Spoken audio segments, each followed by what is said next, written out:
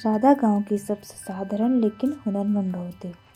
जब वह शादी करके इस छोटे से गांव में आई तो उसकी सास को लगा कि यह लड़की सिर्फ घर के कामकाज में उलझी रहेगी, लेकिन राधा के पास कुछ और ही प्लान था। वह अपने पुराने शहर में एक प्रशिक्षित दर्जी थी। सिलाई कढ़ाई में उसकी उंगली जादू करती थी। गांव में शादी ब्याह का माहौल हो या त्योहार, महिलाएं अक्सर राधा से अपनी पुरानी साड़ियाँ कटवा कर नए कपड़े बनवाती। लेकिन राधा के सपनों की उड़ान इन कामों तक सीमित नहीं थी।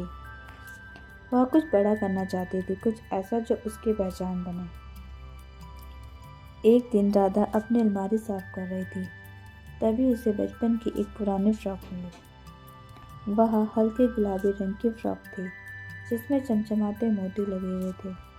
वह फ्रॉक अब छोटी और जर्जर हो चुकी थी, लेकिन राधा के लिए वह उसके बचपन की सबसे प्यारी याद थी। उसने देखा और सोचा, अगर मैं ऐसी ही खूबसूरत फ्रॉक गांव की लड़कियों के लिए बनाऊं तो कैसा रहेगा।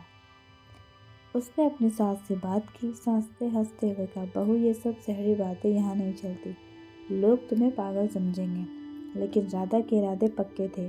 उसने अपनी बची कुची सिलाई की कमाई और कुछ पुरानी साड़ियों को इकट्ठा किया और अपनी पहली फ्रॉक बनाई।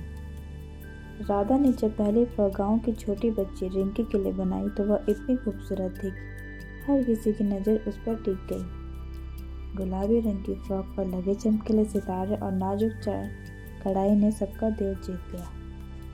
गांव की औरतें जो अब तक राधा के सपने का मजाक उड़ा रही थी, अब अपनी बेटियों के लिए ऐसे ही फ्रॉक बनवाने की गुजारिश करने लगी।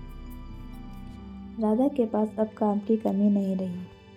धीरे धीरे राधा की कला गांव के बाहर भी चर्चा का विषय बन गई। पास के शहर से एक महिला जो एक बड़ी फैशन डिज़ाइनर थी वहां घूमने आई। उसने राधा की बनाई फ्रॉक देखी और कहा, तुम्हारे हाथों में जादू है। अगर तुम चाहो तो मैं तुम्हारी ड्रेस को शहर के बड़े बाजारों में बेच सकती हूँ। राधा के लिए यह एक बड़ा मौका था, लेकिन उसके सामने एक चुनौती थी, गांव की सास बहू की सोच से बाहर निकलना।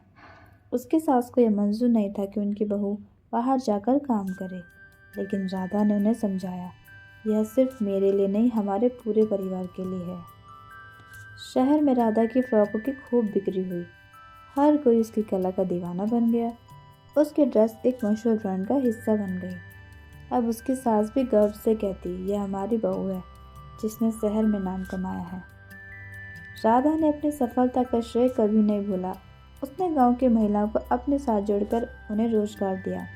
आज उनकी सिलाई का काम सिर्फ एक कला नहीं, बल्कि गांव की आर्थिक स्थिति को सुधारने का जरिया बन चुका है।